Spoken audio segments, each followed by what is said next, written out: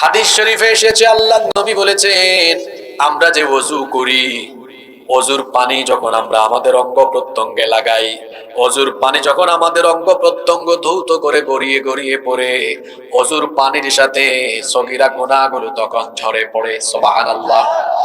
আপনি ওযু করার জন্য যখন পানি নেন, মুখে পানি নিয়ে যখন মুখের ভেতর থেকে কুলি করে পানি ফেলে দেন, মুখের সগীরা গুনাহগুলো তখন ঝরে পড়ে যায়। আপনি যখন অজুর পানি, মুখমণ্ডল অজুর পানি দিয়ে ধৌত করেন, আপনার চোখ এবং চেহারার সগীরা গুনাহগুলো অজুর পানির সাথে ঝরে পড়ে যায়। আপনি যখন অজুর পানি দিয়ে 2 হাত কনুই পর্যন্ত ধৌত করেন, পানি যখন 2 হাত বেয়ে বেয়ে পড়ে, তখন অজুর পানির সাথে হাতের সগীরা গুনাহগুলো ঝরে পড়ে যেতে থাকে। আপনি যখন অজুর পানি দিয়ে 2 পা টাকনু পর্যন্ত ধৌত করেন, পানি গড়িয়ে গড়িয়ে পড়ার সাথে সাথে পায়ের সগীরা গুনাহ ঝরে পড়ে যেতে থাকে। সুবহানাল্লাহ। নেক আমলের মাধ্যমে কিভাবে সগীরা গুনাহ মাফ হয় শোনেন। যেমন নামাজ একটি উত্তম আমল, নামাজ হচ্ছে সবচাইতে বড় নেক আমল। এই নামাজের ব্যাপারে আল্লাহর নবী কি বলেছেন শুনেন। বুখারী শরীফের হাদিস, আল্লাহর নবী বলেছেন, আস-সালাওয়াতুল খামসু ওয়াল জুমআতু ইলাল জুমআতি।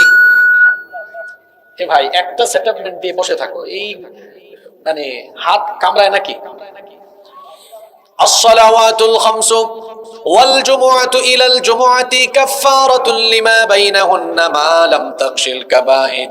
আল্লাহ নবী বলেছেন, যে ব্যক্তি দৈনিক 5 ওয়াক্ত নামাজ যথাসময়ে যথাযথভাবে আদায় করে, সে যদি এক জুমা থেকে নিয়ে পরবর্তী জুমা পর্যন্ত পুরো সপ্তাহের নামাজ যথাযথভাবে যথাসময়ে আদায় করে, আর তার যারা যদি কোনো কবিরা গুনাহ না হয়, তাহলে তার 5 ওয়াক্ত নামাজ পুরো সপ্তাহ ধরে আমল করার কারণে এই 5 ওয়াক্ত নামাজের মাধ্যমে তার পুরো সপ্তাহের সগীরা গুনাহ আল্লাহ মাফ করে দেন। নেক আমলের মাধ্যমে কিভাবে সগীরা গুনাহ মাফ হয়ে যায় শোনেন। যেমন দুরূদ হচ্ছে একটি লাভজনক আমল। আল্লাহর নবী বলেছেন, মান সাল্লা আলাইয়া সালাতান ওয়াহিদাতান সাল্লাল্লাহু আলাইহি আশরু সালাওয়াত। আল্লাহর নবী বলেছেন, যে ব্যক্তি আমার উপরে একবার দুরূদ পড়বে, আল্লাহ ওই ব্যক্তির উপরে 10 বার রহমত নাজিল করবেন। শুধু তাই নয়, আল্লাহর নবী বলেছেন, ওয়া হুত্তাত আনহু আশরু খাতিআত। যে ব্যক্তি আমার উপরে একবার দুরূদ পড়বে, আল্লাহ তার আমলনামা থেকে 10টা সগীরা গুনাহ মাফ করে দিবে। তাহলে এই হাদিসগুলো আমাদেরকে কি বার্তা দিল? এই হাদিসগুলো আমাদেরকে এই বার্তা দিল, আপনি যদি কবিরা গুনাহ থেকে বেঁচে থাকতে পারেন, যদি শয়তানের ধোঁকায় ভুলবশত সগীরা গুনাহ হয়েও যায়, আপনি যখন নেক আমল করবেন, নেক আমলের মাধ্যমে আপনার আমলনামা থেকে সগীরা গুনাহ যিনি মাফ করে দিবেন, তিনি কি? শর্ত হলো, বলেন দেখি, কি থেকে বেঁচে থাকা? যুবকদের ব্যাটারি কি ফিউজ হয়ে গেল নাকি? তাহলে যুবক মানুষ যুবকের মতো কথা বলবে। দুর্বল মুসলমান আমি দেখতে পারি না। কথা বলার সময় পুরুষ মানুষ পুরুষত্ব ধরে রাখবে। পুরুষ তো পুরুষের মতো কথা বলবে। পুরুষ যদি নারীর মতো কথা বলে, তো পুরুষত্বের লক্ষণ তো তার মধ্যে পরিস্ফুটিত হয় না। আপনার নেক আমলের মাধ্যমে সগীরা গুনাহ মাফ হবে। শর্ত হলো, কি থেকে বেঁচে থাকা? সবাই বলেন। তা আপনি কি কবিরা গুনাহ থেকে বেঁচে আছেন না? এই দেখেন, আলহামদুলিল্লাহ, ইনশাআল্লাহ। এখন বলি না, এখন এমন এমন কথা বলবো, শুধু এই গ্রামের অনেকের সাথে কমন পড়বে। আসমানের উপরের আর জমিনের নিচের ওয়াজ কইরা তো লাভ নাই। যা চোখে দেখা যায়, বাস্তবে মিলে, এমন কথাই তো বলা দরকার। এখন বুঝবেন, আপনি যে একটু আগে বললেন যে নেক আমলের মাধ্যমে সগীরা গুনাহ মাফ হয়, শর্ত হলো কবিরা গুনাহ থেকে। কবিরা গুনাহর সংখ্যা তো অনেক। আমি আমাদের দেশের সমাজের কমন 4টি কবিরা গুনাহ নিয়ে কথা বলি, যা প্রতিটি সমাজে আছে। এগুলো হর হামেশা অবচেতন মনে অনুভূতি শূন্য হয়ে এই গুনাহগুলোতে মানুষ লিপ্ত হচ্ছে। তার কাজ কারবার দেখে আমার কেন জানি মনে হয়, এই ব্যক্তি নিজের ইচ্ছায় জান্নাতের পথ থেকে নিজেকে লাইনচ্যুত করে স্বেচ্ছায় জাহান্নামের পথ ধরেছে। যদি জাহান্নামের পথ নাই ধরতো, তো জাহান্নামে যাওয়ার কাজ করে কেন? সে জাহান্নামে যদি যেতে নাই চায়, তাহলে ডেইলি জাহান্নামে যাওয়ার কাজ করে কেন?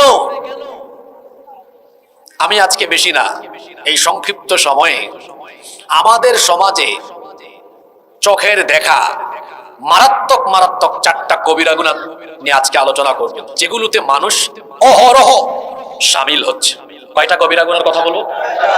দেখেন তো মিলে কিনা প্রতিটা পয়েন্ট। নাম্বার 1, 1 নম্বর, ইচ্ছে করে ফরজ নামাজ তরক করা, ইচ্ছে করে ফরজ নামাজ ছেড়ে দেওয়া, এটা সগীরা গুনাহ না কবিরা গুনাহ? নামাজ ছেড়ে দেওয়া মানুষ আমাদের কুট্টা করে বিন্নাটিতে একজনও পাওয়া যাবে না। জি, তো একটু আগে যে বলছিলাম যে শর্ত হলো কবিরা গুনাহ থেকে বেঁচে থাকতে হবে, বলছিলাম আমরা তো কেউ কবিরা গুনাহ করি না, আলহামদুলিল্লাহ, ইনশাআল্লাহ শোনা গেছে। এটা দেখা যেত আজকে ফজরের নামাজ যদি আপনাদের মসজিদে পড়তে পারতাম আমি, ওয়াজ শোনা নফল আর নামাজ আদায় করা হলো। আমাদের সবচাইতে বড় দুশ্মন, সবচাইতে বড় শত্রু, তার নাম হলো শয়তান, ইবলিস। বলেন তো দেখি, এই ইবলিসকে জান্নাত থেকে বের করে দেওয়া হয়েছে কি না দেওয়ার কারণে? এদিকের মানুষগুলোর কি হইল? সবাই বলতে হবে, ইবলিসকে জান্নাত থেকে বের করে দেওয়া হয়েছে কি না দেওয়ার কারণে? কয়টা সাজদা? মাত্র একটা সাজদা দেয় নাই বলে জান্নাতে থাকতে পারে নাই। দেখি কার জানা আছে বলেন। আমাদের তো প্রতিদিন 5 ওয়াক্ত নামাজ ফরজ, এই 5 ওয়াক্তের শুধু ফরজ নামাজের সাজদার সংখ্যা কয়টা জানেন? 34টা। কতটা? 17 রাকাত, ঠিক আছে। তো প্রতি রাকাতে সাজদা কয়টা? 17 দ্বিগুণে 34। তাই বেটা ইবলিস একটা না দিয়েই জান্নাতে থাকতে পারে নাই, আর আমরা ডেইলি 34টা বাদ দিয়ে তারপর জান্নাতে যাওয়ার আশা করে বসে আছি। ওরে বাপ রে বাপ, জান্নাত তার নানার বাড়ি, তো এত সোজা? আচ্ছা, তো ইবলিস সাজদা দেয় নাই, এজন্য তাকে জান্নাত থেকে বের করে দিয়েছেন কি আল্লাহ। এখন আপনাদের কমন সেন্স কি বলে যে সাজদা না দেওয়ার কারণে সে জান্নাত থেকে বের হয়ে গিয়েছে, এখন সে কি চাইবে মানুষ সাজদা দিক? জোরে বলেন, সে কি চাইবে মানুষ সাজদা দিক? যে করেই হোক সে তার কূটকৌশল, অপকৌশল আর ষড়যন্ত্রের মাধ্যমে আপনাকে সাজদা দেওয়া থেকে বিরত রাখার আপ্রাণ চেষ্টা চালাবে, আপনাকে জাহান্নামে নিয়ে যাওয়া। এটা হচ্ছে ইবলিসের ওয়াদা। এটা কার ওয়াদা? আল্লাহ যখন তাকে জান্নাত থেকে বের করে দিয়েছেন, তখন সে আল্লাহকে বলেছিল, সূরা আরাফের মধ্যে এসেছে, قال فبما أغويتني لأقعدن لهم صراطك المستقيم। সে বলেছিল, হে আল্লাহ, তুমি আমাকে আদমের কারণে জান্নাত থেকে বের করে দিয়েছো, এই আদম এবং তার বংশধরদেরকে তোমার দ্বীনের পথে, সুজা পথে চলতে বাধা দেওয়া, এটাই হবে আমার প্রধান এবং প্রথম কাজ। কি করে আমি তাদেরকে জাহান্নামে নিয়ে যাওয়ার জন্য কাজ করব? সে বলল, সুম্মা লাআতিয়ান্নাহুম মিন বাইনি আইদিহিম ওয়া মিন খালফিহিম ওয়া আন আইমানিহিম ওয়া আন শামাইলিহিম ওয়া লা তাজিদু আকসারাহুম শাকিরিন। সামনে পিছনে ডানে বামে চতুর্দিক থেকে আমি প্রতারণার জাল বিস্তার করে আমি তোমার এই বান্দাদেরকে দ্বীনের পথ থেকে বিচ্যুত করে জাহান্নামের পথে হাঁটাবো। এই ওয়াদা মানুষের ব্যাপারে ইবলিস করলো, করার পর থেকে সে বসে নেই, আপ্রাণ সে কাজ চালিয়ে যাচ্ছে। একটা সাজদা না দেওয়ার কারণে জান্নাত থেকে তাকে যখন বের করে দেওয়া হয়েছে, তখন থেকে মানুষের ব্যাপারে সে দুশ্মনী আরম্ভ করেছে। আর তার টার্গেট হলো, আমি যেহেতু সাজদা দেই নাই, এজন্য জান্নাত থেকে আমাকে বের করা হয়েছে, সুতরাং আমিও সাজদা দিয়ে মানুষ জান্নাতে যাবে এই কাজ মানুষকে করতে দিব না। যে করেই হোক আমি মানুষকে সাজদা দেওয়া থেকে দূরে রাখবো। এই জন্য ইবলিস আমাকে আপনাকে সাজদা থেকে, নামাজ থেকে দূরে রাখবার জন্য প্রতিদিন কূটকৌশল, অপকৌশল, ষড়যন্ত্রের মাধ্যমে আপ্রাণ চেষ্টা চালায়। ইবলিস শয়তান কোন সময় হাসে আর কোন সময় কাঁদে? হাদিস শরীফে এসেছে, আল্লাহর নবী বলেছেন, যখন কোনো ব্যক্তি আল্লাহ তাআলাকে সাজদা দেয়, সাজদার এই দৃশ্য দেখে ইবলিস মনের বেদনায় ওই ব্যক্তির কাছ থেকে দূরে গিয়ে তার সাজদার দৃশ্য দেখে কান্না করতে থাকে। আল্লাহর নবী বলেছেন, কোন ব্যক্তি যখন সাজদা দেয়, ইয়াতাজালা শাইতানু ফায়াবকি ওয়া ইয়াকুল, ইবলিস এই ব্যক্তির কাছ থেকে দূরে চলে যায় তার সাজদার দৃশ্য দেখে। ফায়াবকি, সে কান্না করতে থাকে। ওয়া ইয়াকুল, এবং বলতে থাকে, উমিরা ইবনু আদম বিসসুজুদ, আদম সন্তানকে সাজদা দেওয়ার আদেশ দেওয়া হয়েছে। ফাসাজাদা ফালাহুল জান্নাহ, অতঃপর সে সাজদা দিয়ে তার জন্য জান্নাত হাসিল করে ফেলেছে। ওয়া উমিরতু বিসসুজুদ, আমাকেও সাজদার আদেশ করা হয়েছিল, ফাআবাইতু, আমি সেই আদেশ অমান্য করেছিলাম, ফালিন্নার, এই জন্য আমি জাহান্নামী হয়ে গেলাম। আল্লাহর নবী হাদিসে বললেন, মানুষের সাজদা দেখলে, নামাজের চিত্র দেখলে ইবলিস কাঁদে, আর মানুষ যখন নামাজে যায় না ইবলিস তখন হাসে। এই হাদিস বুঝে থাকলে পুরুষের মতো সবাই জবাব দিয়ে বলেন তো, আমরা নামাজে গেলে শয়তান হাসে না কাঁদে? আর আমরা নামাজে না গেলে শয়তান হাসে। মাশাআল্লাহ, বুঝতে পেরেছেন? নাও টেক ইউর ডিসিশন। এখন আপনি এখানে সিদ্ধান্ত নেন, আপনি কি প্রতিদিন 5 ওয়াক্ত নামাজের টাইমে ইবলিসকে হাসাবেন না কাঁদাবেন? যারা চুপচাপ কিছু বলে না, তারা কি ইবলিস থেকে খেলাফত নিয়ে বসে আছে নাকি? যে আমি খেলাফত নিলাম, আমি তারে খুশি করব, আমি তারে হাসাবো। তাইলে মুখটা বুবার মতো চেপে রেখেছেন কেন? নামাজের টাইমে আমরা ইবলিসকে হাসাবো না কাঁদাবো? জোরে বলেন, হাসাবো না কাঁদাবো? তো যদি কাঁদাতেই চান, তা আপনার 5 ওয়াক্ত নামাজের খবর কি? আপনার 5 ওয়াক্ত নামাজের খবর বলে দিয়েছেন জাতীয় কবি, তার কবিতার লাইনে কি বলেছেন তিনি? ঘুমাইয়া কাজা করেছ ফজর, তখনও জাগনি যখন জোহর, হেলায় খেলায় কেটেছে আসর, মাগরিবের ওই শুনি আজান, এখনো জামাতে হওরে শামিল, এখনো এসাতে আছে স্থান, বাজিছে দামামা বাদ্রে আমামা, শির উঁচু করি মুসলমান, দাওয়াত এসেছে নয়া জামানার, ভাঙা কেল্লায় ওরে নিশান। আপনার নামাজ কিভাবে যায়, এই কবিতার প্রতিটি লাইনে তার চিত্র ফুটে উঠেছে। আপনার ফজর কিভাবে যায়? কবি বলছেন, ঘুমাইয়া কাজা করেছো ফজর, তখনও জাগনি যখন জোহর। ঘুমাতে ঘুমাতে আপনার ফজর গেল। এই যে ফজরের টাইমে আপনি ঘুমিয়ে থাকলেন, নামাজে গেলেন না, জোহর পর্যন্ত বেঁচে থাকবেন, এর কি কোনো গ্যারান্টি, নিশ্চয়তা আছে? জোরে বলতে হবে, আছে? তো কেমনে ঘুমায় থাকলেন? করে ঘুমাও তুমি, কেমন করে ঘুমাও তুমি, ফজর করে কাজা, এমনও তো হতে পারে জোহরে জানাজা। হতে পারে না? তা আপনি ফজরে ঘুমিয়ে থাকলেন কেন? আপনি জোহরের টাইমে অবহেলা করে জোহর কাজা করলেন কেন? আসরের টাইমে খেলাধুলায় মত্ত থেকে আসর কাজা করেন কেন? মাগরিবের টাইমে তামাশা করে মাগরিব কাজা করেন কেন? এশার নামাজে আড্ডা দিয়ে দিয়ে আপনি এশার নামাজ কাজা করেন কেন? এই যে নামাজ ছেড়ে দিচ্ছেন, ছেড়ে দিচ্ছেন, ছেড়ে দিচ্ছেন, ছাড়তে ছাড়তে, এই জীবন যাপন করতে করতে করতে করতে এক সময় এই জীবন থেমে যাবে, ফিনিশ হয়ে যাবে। একদিন আপনি মারা যাবেন, আপনার গ্রামের মসজিদে ঘোষণা হবে অমুক আর দুনিয়ায় নাই। নামাজ ছাড়তে ছাড়তে বেনামাজি হয়ে বিদায় নিলেন, একদিন তো মরবেন, কোনো সন্দেহ আছে? জোরে বলেন, কোনো সন্দেহ আছে? তারপরে কিয়ামতের দিন আপনাকে উঠানো হবে, সবাই হাসরের ময়দানে আল্লাহর সামনে দাঁড়াবে। আপনাদের কোনো সন্দেহ আছে? সেই দিন আল্লাহ হিসাব নিবেন, বিচার করবেন, আর সর্বপ্রথম আপনার কাছে যে আমল সম্পর্কে আল্লাহ তাআলা প্রশ্ন করবেন, জিজ্ঞাসা করবেন, সেই আমলের নাম কি? তো ওয়াজ তো সব আপনারাই জানেন, আমি আর কি ওয়াজ করব? ওয়াজ জানে কিন্তু আমল। তো কিয়ামতের দিন প্রথম প্রশ্ন হবে কোন আমলের ব্যাপারে? বুখারী শরীফের হাদিস, আল্লাহর নবী বলেছেন, ইন্না আউওয়ালা মা ইউহাসাবু বিহিল আবদু ইয়াউমাল কিয়ামাতি মিন আমালিহি সালাতিহি।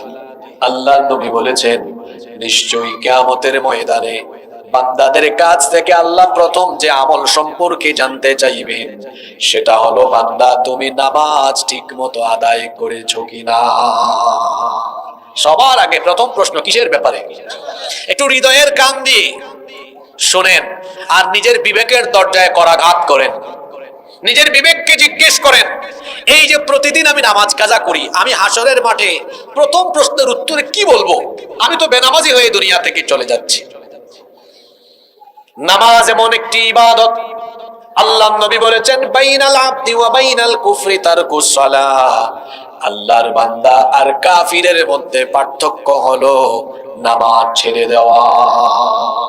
আল্লাহর বান্দা আর কাফিরের পার্থক্য হলো কোন ইবাদত দিয়ে? কথা বলেন না কেন? নামাজের ব্যাপারে আমরা এমন বেখবর, এই যে প্যান্ডেলের ভিতরে জায়গা হচ্ছে না, এত মানুষ আর মানুষ, কিন্তু আজান হলে দেখা যায় মসজিদের প্রথম কাতার পূরণ হইতে কত কষ্ট। আল্লাহ নবীর সময়ে মসজিদ ছিল কাঁচা, মসজিদের ছাদ ছিল খেজুর পাতার ছাউনি দিয়ে করা, নিচে কোনো দামি টাইলস ছিল না, দামি কোনো কার্পেট ছিল না, মসজিদ ছিল কাঁচা কিন্তু মুসল্লি ছিল পাকা। আর আমাদের সময়ে প্রতিটা মসজিদ হয়ে গিয়েছে এখন পাকা। আফসোসের ব্যাপার হলো মুসল্লির অভাবে আমাদের মসজিদ পড়ে থাকে এখন ফাঁকা। যুবকেরা মসজিদে নাই, কয় হুজুর আমরা কি বুড়া হয়ে গেলাম নাকি? আমরা বুড়া হই তারপর নামাজ আদায় করবো। আপনি বুড়া হবেন এই নিশ্চয়তা কে দিয়েছে আপনাকে? কত মানুষ তো যৌবন বয়সে, যুবক বয়সে দুনিয়া ছেড়ে চলে গিয়েছে। কি বলেন, এরকম নাই? There is no serial of death. মৃত্যুর কোন সিরিয়াল? পৃথিবীতে আসার জন্য সিরিয়াল মেনটেন হয়, কিন্তু পৃথিবী থেকে যাওয়ার কোন সিরিয়াল নাই। প্রথমে আসেন দাদা, এরপরে বাবা, এরপরে বাপের ঘরে ছেলে, ছেলের ঘরে নাতি। আসার সিরিয়াল আছে, যাওয়ার কোনো সিরিয়াল নাই। যাওয়ার সময় দেখা যায় সিরিয়াল ব্রেক হয়ে যায়, নাতির লাশ দাদা কবরে নামায়। এমন চিত্রও আমরা সমাজে দেখি, ছেলের লাশ বাবা কবরে নামায়। আছে না নাই? যুবক ভাইয়েরা, এখনই তো সময় আল্লাহকে সাজদা দিয়ে এই যৌবনকাল ইবাদতে কাটিয়ে আল্লাহর প্রিয় হওয়ার।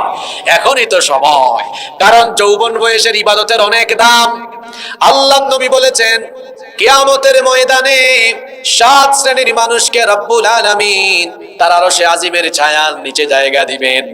এর মধ্যে 1 শ্রেণীর মানুষ হলো তারা, ওয়াশাবুন নাশা ফি ইবাদাতিল্লাহ।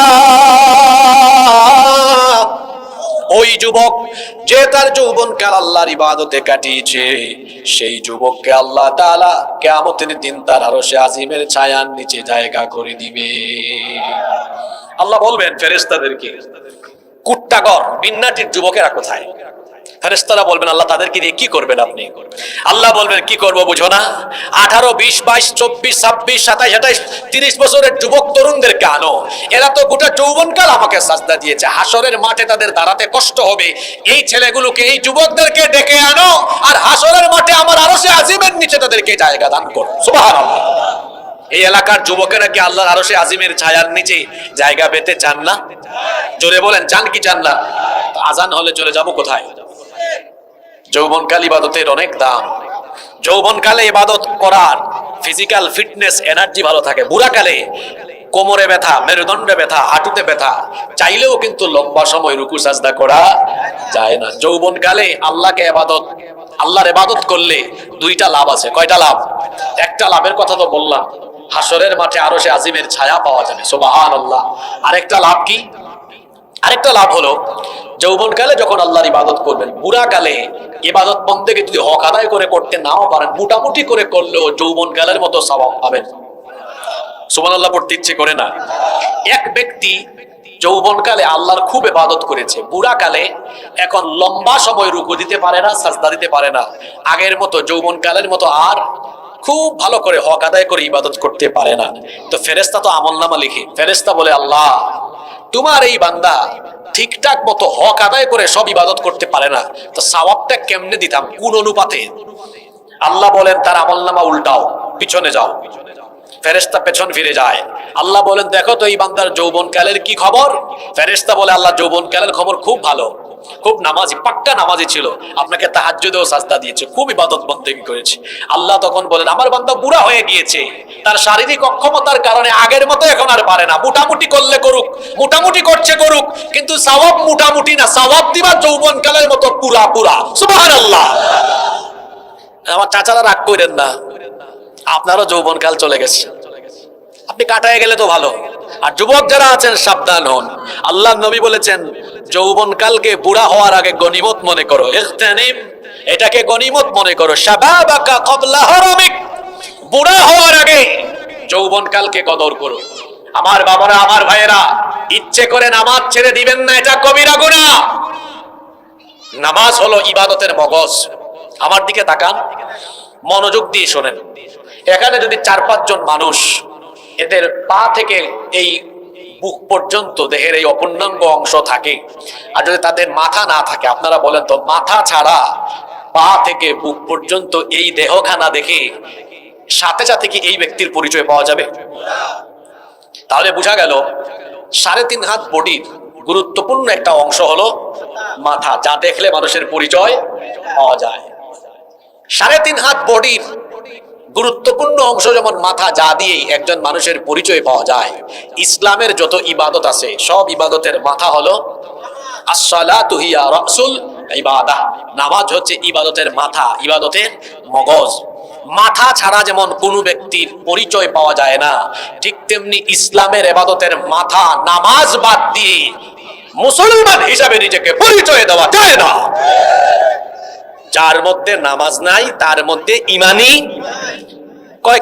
কে বলেছে হুজুর ইমান নাই? আমার বাবা আমার নামই রেখেছে ইমান আলী, নামই রেখেছে কি? আমাদের দেশে বেশিরভাগ মানুষের নামের সাথে কাজের কোনো মিল। কিরকম? বাবা নাম রেখেছে তার ফজর আলী, তো ফজর আলী ফজরের নামাজ আদায় করে না, সকাল 10টায় ঘুম থেকে উঠি। বাবা নাম রেখেছে জোহর আলী, জোহরের নামাজে যায় না। তার বাবা নাম রেখেছে তার রমজান আলী, রমজান মাসে দুপুর বেলা গাঞ্জা টানে। তার বাবা নাম রেখেছে তার কুরবান আলী, সামর্থ্য আছে কিপটা বেটা, কুরবানি দেয় না। তার নাম হলো ইমান আলী, আবার হজ করে নামের আগে লিখে হাজি ইমান আলী, আল হাজ ইমান আলী। আর যত বেঈমানি কাজ সব করে ইমান আলী। দেখা যায় গ্রামের সুদ ঘুষ মাতব্বরি বিচার আচার করতে গিয়ে উল্টা পাল্টা রায় দেওয়া, মানুষের আইল ঠেলাঠেলি করা, চাঁদাবাজি টেন্ডারবাজি দুর্নীতি সব অপকর্ম করে বেড়ায়, আর নাম তার হাজি ইমান আলী। এই ইমান আলী নামে ইমান আলী হলেও কাজে কর্মে বেঈমান আলী, চেহারা সুরতে মানুষ হলেও কাজে কর্মে সে হলো আস্ত একটা শয়তান। এইরকম মানুষ আমাদের সমাজে নাই গো? হ্যাঁ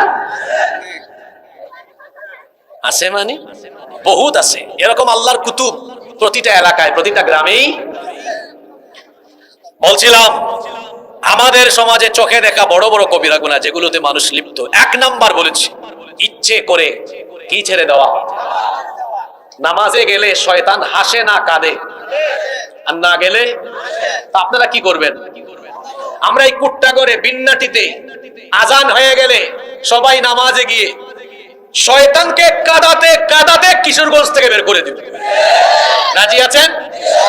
পড়লে নামাজ রাখলে রোজা আল্লাহ রাসূল পাবে সোজা, হালকা হবে পাপের বোঝা করলে ইবাদত, পাবে তুমি রোজ হাসরে প্রতিদানে জান্নাত, প্রতিদানে জান্নাত, প্রতিদানে জান্নাত। নামাজীদেরকে জান্নাত দিবেন এই ওয়াদা করেছেন কি? ওয়াল্লাযীনা হুম আলা সালাওয়াতিহিম ইউহাফিযুন উলাইকা হুমুল ওয়ারিসুন আল্লাযীনা ইয়ারিসুনাল ফিরদাউসা হুম ফিহা খালিদুন। 5 ওয়াক্ত নামাজের হেফাজতকারী হবে যারা, আল্লাহর ওয়াদা করা জান্নাতুল ফিরদাউসের মেহমান হবে তারা। সুবহানাল্লাহ কি বাড়ি গিয়ে বলবেন নাকি? তাহলে আমরা জান্নাতে যাওয়ার জন্য শয়তানকে নারাজ করে আল্লাহকে খুশি করে আজান হলে 5 ওয়াক্ত নামাজ জামাতে আদায় করব। রাজি আছেন তো? কারা কারা রাজি নাই হাত তোলেন। নামাইন নামাইন। হয়েছে না? আপনাদের ভাষা হয়েছে না? আপনাদের ভাষা তো খুব সুন্দর। আইসুন, কিছুটা ময়মনসিংহের টান আছে। খাইসুন, গেসুন।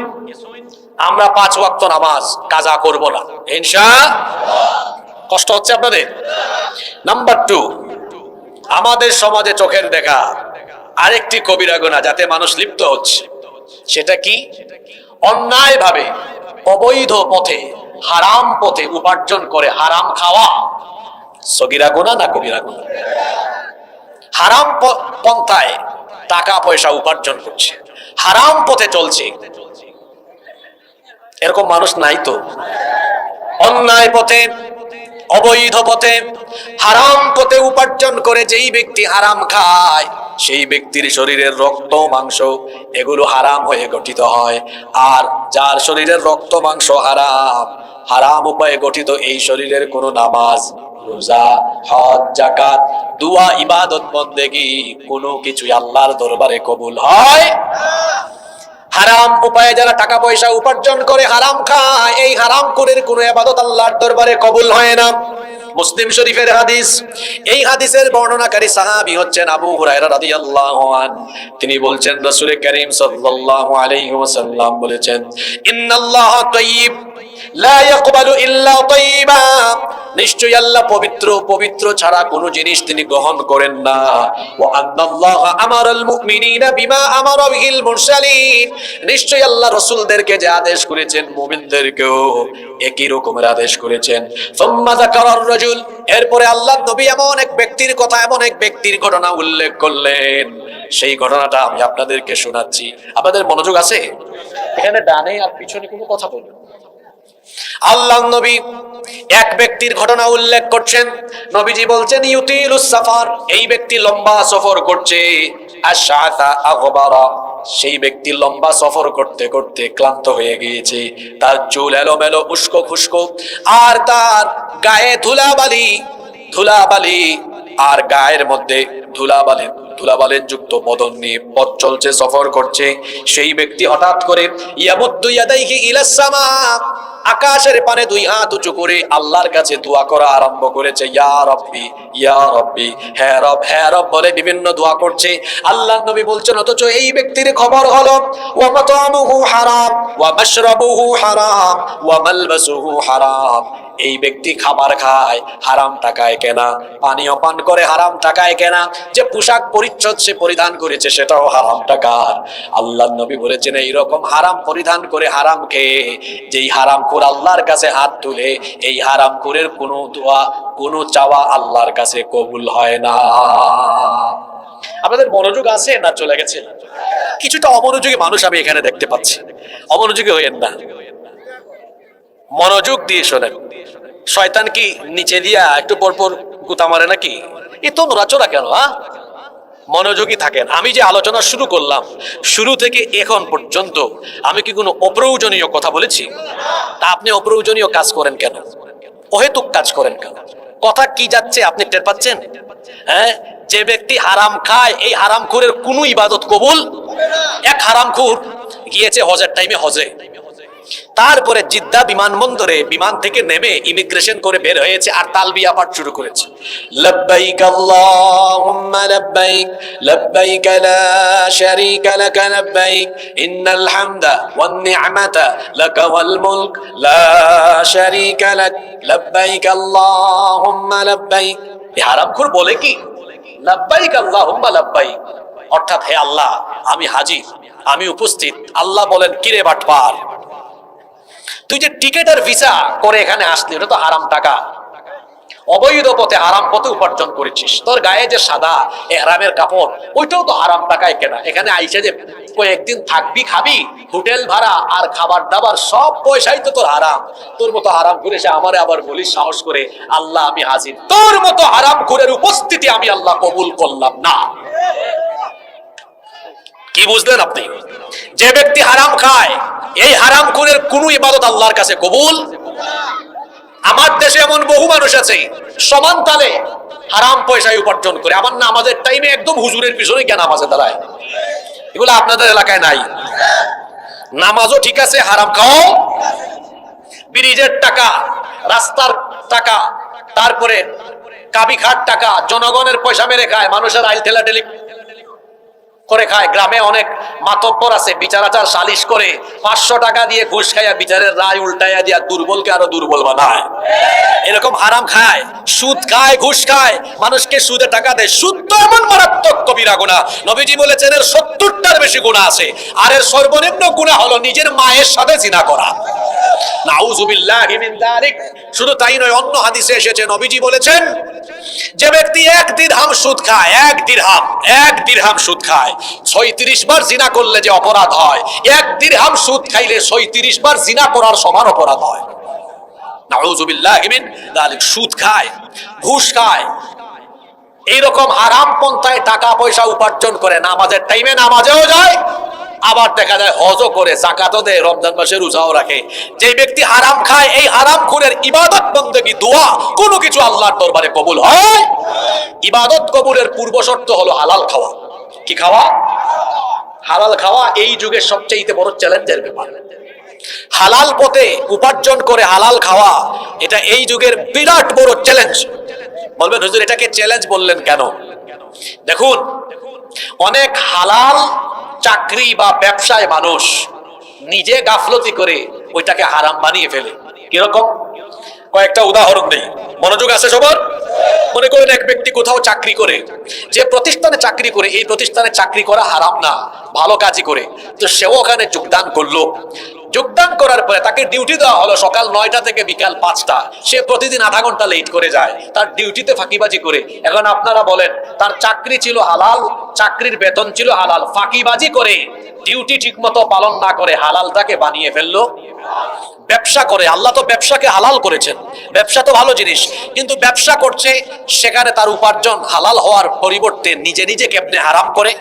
এক কাস্টমার এসেছে, বলে ভাই কসম আল্লাহর আপনারে কিনা দামে দিয়ে দিলাম, তা আপনি যদি কিনা দামেই দিয়ে দেন তা আপনার দোকান ভাড়া, কারেন্টের বিল, এগুলো কি কাস্টমারের বাপ দাদার বাড়ির থেকে এনে দিবেন নাকি? এরকম মিথ্যা অনেকে বলে, মিথ্যা বলে পণ্য বিক্রি করছে।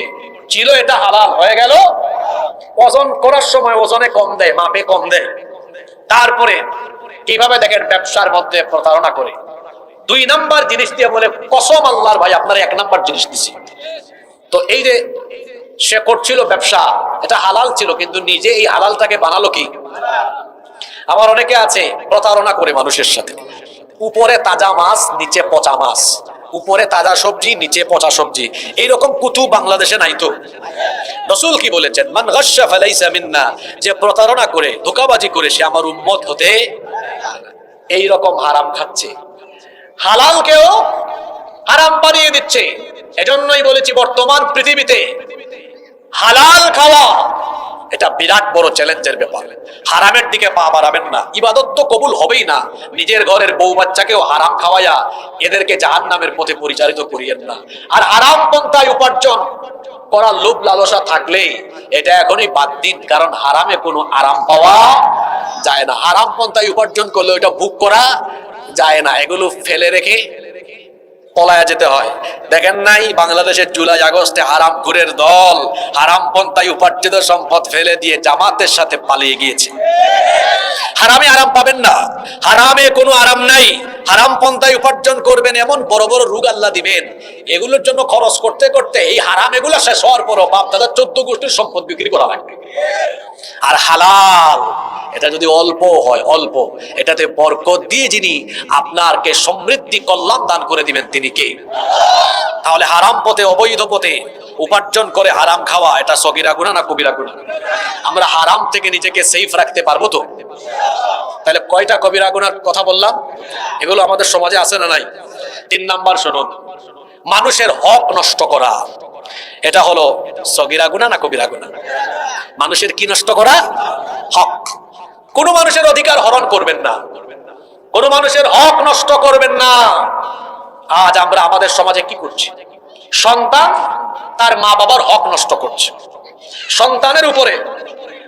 সন্তানের উপরে পিতামাতার উপরে সন্তানের হক হলো সন্তান তার মা বাবার খেদমত করবে। রাসূল বলেছেন, হুমা জান্নাতুকা আও হুমা নারুকা, মা বাবা তোমার জন্য জান্নাত অথবা মা বাবা তোমার জন্য জাহান্নাম। অর্থাৎ তুমি তোমার মা বাবাকে খেদমত করে যদি রাজি করতে পারো, খুশি করতে পারো, তোমার উপর যিনি রাজি আর খুশি হয়ে যাবেন, জোরে বলেন তিনি কে? যার ঘরে পিতামাতা আছে, যাদের বাবা মা এখনো আছে, তারা সৌভাগ্যবান, তাদের ঘরে জান্নাত আছে। মা বাবার সাথে বেয়াদবি করবেন না, কারণ মা বাবার সাথে বেয়াদবি করলে জাহান্নাম অবধারিত করে দিবেন কে? ফালা তাকুল লাহুমা উফ, বিরক্ত হয়ে মা বাবাকে উফ শব্দ বলা যাবে না। ওয়ালা তানহারহুমা, ধমক দেওয়া যাবে না। ওয়া কুল লাহুমা কওলান কারীমা, মা বাবার সাথে সম্মানজনক ভাষায় কথা বলতে হবে। আদেশ কার? সন্তান তার পিতামাতার হক নষ্ট করছে, পিতামাতা সন্তানের হক নষ্ট করছে, ভাই ভাইয়ের হক, ভাই বোনের হক নষ্ট করছে, বড় ভাই ছোট ভাই বোনের জায়গা জমি একাই মেরে খেয়ে ফেলেছে, এরকম কুতুব নাই তো? সম্মানিত উপস্থিতি, বলছিলাম মানুষের হক নষ্ট করবেন না, প্রতিবেশীর হক নষ্ট করবেন না, ভাই হয়ে ভাই বোনের হক নষ্ট করবেন না, জনগণের প্রতিনিধি হয়ে জনগণের হক মেরে খাবেন না, জনগণের প্রতিনিধি হয়ে রাস্তার টাকা, কালভার্টের টাকা, জনগণের জন্য বরাদ্দকৃত সম্পদ আপনি আত্মসাৎ।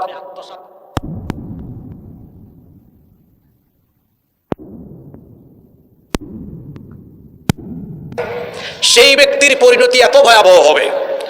আজকের গোটা আলোচনা মনে রাখতে পারেন, নিয়ে আজকে বাড়ি যাবেন, আশা করি আপনার জীবন পরিবর্তন হবে ইনশাআল্লাহ। হক হলো দুই প্রকার, হকুল্লাহ আল্লাহর হক, হকুল ইবাদ বান্দার হক। আল্লাহর হক কি? নামাজ, রোজা, হজ, যাকাত, বিভিন্ন ইবাদত বন্দেগী, এগুলো আল্লাহর সাথে সম্পর্কিত, আল্লাহর হক। কেউ যদি আল্লাহর হক নষ্ট করে, আল্লাহ যদি তাকে মাফ করে দেন আমাদের। কিন্তু বান্দার হক নষ্ট করলে, বান্দার হক বান্দাকে ফিরিয়ে না দিলে অথবা তার কাছ থেকে ক্ষমা না নিলে আল্লাহ ওই ব্যক্তিকে মাফ। মনে রাখবেন, আল্লাহর হক আদায় করেন, নামাজ পড়েন ঠিক আছে, কিন্তু মানুষের হক নষ্ট করেন, জান্নাতের গন্ধ আপনার নাকে লাগবে না। আমার সমাজে এমন বহু মানুষ আছে আল্লাহর হক ঠিকঠাকই আদায় করে, মানুষকে বলেও বেড়ায়, জানি না এটা করে কিনা। যেমন পার্লামেন্টে এক রাবেয়া বসরি পাওয়া গেল। এই রাবেয়া বসরি বললেন যে সকালবেলা ঘুম থেকে উঠে তিনি সবার আগে কি খুঁজেন? যায় নামাজ খুঁজেন। জানি না এটা সত্য কিনা। আবার দেখা যায় সারাদিন তিনি আলেম উলামা দিয়া জেলখানা ভরে রাখার হুকুম দেন। মানুষের হক নষ্ট করলেন, জনগণের হক নষ্ট করলেন। নারায়ণগঞ্জে তো আরেক মারাত্মক কুতুব পাওয়া গেছে, 70 রাকাত তাহাজ্জুদ পড়ে। আমি জানি না এটা সত্য না মিথ্যা। যদি তার কথা সত্য হয় তো বেচারা তো আল্লাহর হক আদায় যদি তার যুক্তিতে করেও, তো সারাদিন আবার মানুষের হক মাইরা খাওয়ায় তৎপর থাকে। এরকম আছে না নাই? আচ্ছা, এই ধরনের মানুষের কি হবে? যারা আল্লাহর হক আদায় করে কিন্তু বান্দার হক নষ্ট করে, এরা কিয়ামতের মাঠে উঠবে কেমনে, আর বিচারটা কেমনেই বা হবে? একটা হাদিস বলি, কষ্ট হচ্ছে আপনাদের? ভালো করে শোনেন। এই হাদিসটি আবু হুরায়রা রাদিয়াল্লাহু আনহু বর্ণনা করেছেন। তিনি বলছেন, আল্লাহর রাসূল সাহাবীদেরকে জিজ্ঞেস করলেন, আতাদরুনা মানিল মুফলিস? ও আমার সাহাবীরা, তোমরা কি জানো নাকি আমাদের উম্মতের সবচাইতে নিঃস্ব, সবচাইতে অসহায় ব্যক্তিটি কে? সাহাবীরা তখন বললেন, ইন্নাল মুফলিসা ফিনা মাল্লা দিরহাম লাহু ওয়ালা মাতা। আমাদের মধ্যে সবচাইতে অসহায় হলো সেই ব্যক্তি, মাল্লা দিরহাম লাহু, যার কাছে দিরহাম নাই, টাকা পয়সা নাই, ওয়ালা মাতা, যার কাছে দুনিয়ার ভোগ্য সামগ্রী অর্থাৎ যার বাড়ি ঘর সহায় সম্পদ কিছুই নাই, টাকা পয়সা ঘর বাড়ি সহায় সম্পদ যার নাই, সে হলো সবচাইতে অসহায়। নবীজি বললেন, না, তোমাদের উত্তর সঠিক নয়। সাহাবীরা বললেন, তাহলে আমাদের উম্মতের সবচাইতে অসহায় কে? নবীজি বললেন, আমার উম্মতের সবচাইতে অসহায় হলো সেই ব্যক্তি যিনি নামাজি, রোজাদার, হজ করে যাকাত দেয়। কথা বুঝে থাকলে বলেন তো, নামাজ, রোজা, হজ, যাকাত এগুলো করে কি কোনো মানুষ অসহায় হয় না জান্নাতি হয়? কিন্তু রাসূল বলছেন, আমার উম্মতের সবচেয়ে অসহায় হলো সেই ব্যক্তি যে ব্যক্তি নামাজি, রোজাদার, হজ করে যাকাত দেয়, আল্লাহর হক আদায় করে, কিন্তু প্রতিনিয়ত বান্দার হক নষ্ট করে। এই ধরনের ব্যক্তি যখন কিয়ামতের ময়দানে দাঁড়াবে, কিয়ামতের মাঠে তো সবার হাতে হাতে আল্লাহ আমলনামা দিবেন। এদের হাতে আমলনামা দেওয়ার পর দেখা যাবে গোটা আমলনামা নেকি দিয়ে পরিপূর্ণ। আমার হাতে একটা পোস্টার আছে, লিফলেট আছে, তাকান। এই পোস্টারের এই পাশে দেখেন তো লেখা আছে না নাই? এই পাশে আছে। আল্লাহর রাসূল সাহাবীদেরকে বললেন, কিয়ামতের দিনে এক ব্যক্তি উঠবে, তার হাতে আমলনামা দেওয়া হবে, দেখা যাবে তার পুরো আমলনামায় নেকি আর নেকি, কিন্তু কিছুক্ষণের মধ্যে তার এই নেকি একেবারে শূন্য হবে, খালি হয়ে যাবে, এইরকম ব্ল্যাঙ্ক, খালি, কিছুই থাকবে না। সাহাবীরা বললেন, এটা কি করে সম্ভব? এত নেকামল নিয়ে উঠবে আর কিছুক্ষণের মধ্যে এগুলো খালি হয়ে যাবে, এগুলো যাবে কোথায়? আল্লাহ রাসূল বললেন, এই ব্যক্তি হাতে আমলনামা নিয়ে মনে করবে, হায় হায় হায়, আমার এত নেকি, জান্নাতে যাওয়ার জন্য মনে মনে রেডি। আল্লাহ বলবেন, এই দাঁড়া, তোর হিসাব আছে এখন। তার মা বাবার হক নষ্ট করেছে, তার মা বাবাকে লাইনে দাঁড় করো। অমুককে মিথ্যা মামলা দিয়ে জেল খাটিয়েছে, ওকে লাইনে দাঁড় করাও। অমুককে মিথ্যা মামলায় ফাঁসি দিয়েছে, অমুককে দাঁড় করাও। অমুকের বিচার করতে গিয়ে 500 টাকা আরেকজনের কাছ থেকে ঘুষ খেয়ে বিচারের রায় উল্টে দিয়ে দুর্বলকে দুর্বল বানিয়েছে, তাকে লাইনে দাঁড় করাও। চেয়ারম্যান হয়ে মেম্বার হয়ে মানুষের মাল খেয়েছে, তার ইউনিয়নের মানুষকে দাঁড় করাও। আল্লাহ বলবেন তোমরা যে ক্ষতিগ্রস্ত হলা, এ তোমাদের হক নষ্ট করলো, তোমরা কি চাও? কিয়ামতের দিন ক্ষতিপূরণ টাকা চাইবে না নেকি চাইবে? আল্লাহ বলবে আল্লাহ নেকি দেন। এখন এর আমলনামা থেকে নেকি এদেরকে ট্রান্সফার করতে করতে করতে করতে করতে করতে আমলনামা পাওনাদারের লাইন এখনো রয়েছে, এখনো বাকি। আল্লাহ রসুল বলছেন এইভাবে মানুষের হক নষ্টকারী ব্যক্তি কিয়ামতের দিন ক্ষতিগ্রস্তদেরকে নিজের আমল দিতে দিতে নিজে আমল শূন্য হয়ে জাহান্নামী হবে যেই ব্যক্তি, আমার উম্মতের সবচাইতে অসহায় হলো সেই ব্যক্তি। এখন আপনি সিদ্ধান্ত নেন, আপনি কি মানুষের হক নষ্ট করবেন? মানুষের হক নষ্ট করবেন?